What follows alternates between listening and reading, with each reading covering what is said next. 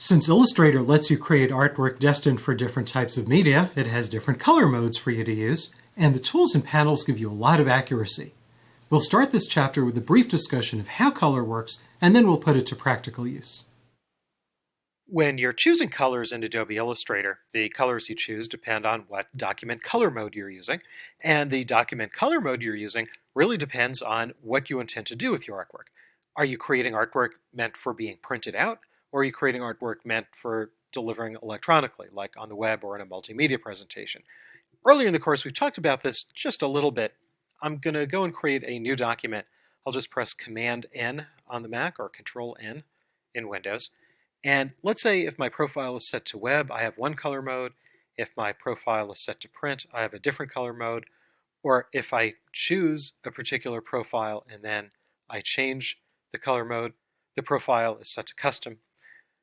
So which one you choose here in this new dialog box will determine a couple of other things down the road. Let me just go back and I'll choose a standard print and click OK.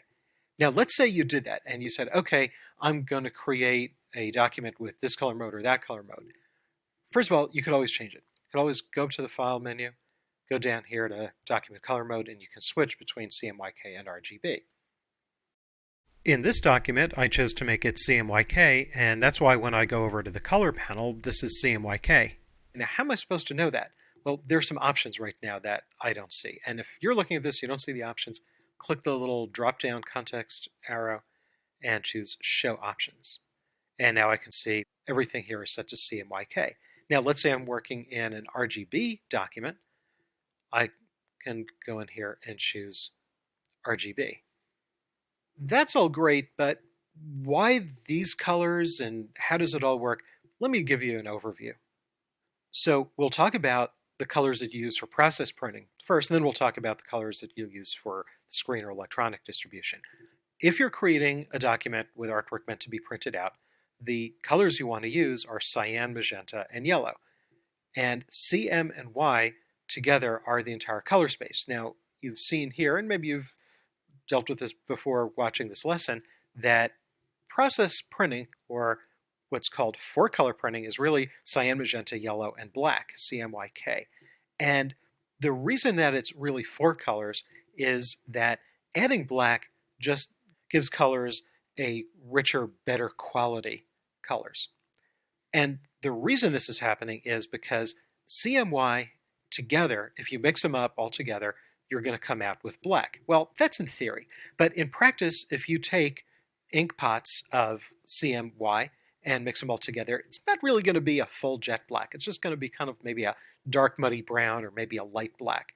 So when printers add black to the mix, that's what gives you a good, nice, solid black color. Even if you're not printing black, let's say you're printing yellow, for example, and you want to darken the yellow a little bit, there's two ways of doing it. You could add cyan and magenta in equal amounts, and that will darken the yellow without changing the color value of the yellow.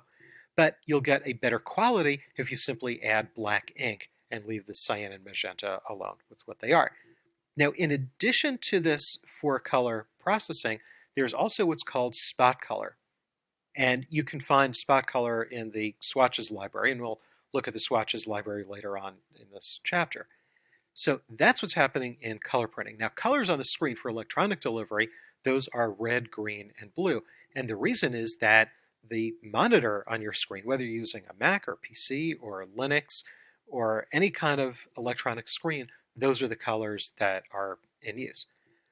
And that's for anything, whether you're dealing with colors for the web or PowerPoint or Flash or video. Now, when you take those three colors, when you take red, green, and blue, and you mix them all together, you come out with white. Now, you might be saying to yourself, well, wait a second. If I spill some ink on the page and I mix those colors up, I'm not going to come out with white. And you're right, because we're not talking about ink. We're talking about light. Think of if you have three flashlights with each of these three different colors, and you're shining it all in the same spot on the wall, then yes, indeed, you're going to have white, because white is a mixture of all the colors in the spectrum. Now, here's what's really neat, is that RGB and CMYK are complements of each other. So red is the complement of cyan, green is the complement of magenta, and blue is the complement of yellow. And if you take a look here at these color wheels, you see that when you mix red and green together, you come out with yellow. When you mix red and blue together, you come out with magenta, and when you mix green and blue together, you come out with cyan. So when you're dealing with color in Illustrator, and with other programs as well, if you're using Adobe Photoshop or even Quark Express, you'll see that these two methods of dealing with color are actually mirror images of each other.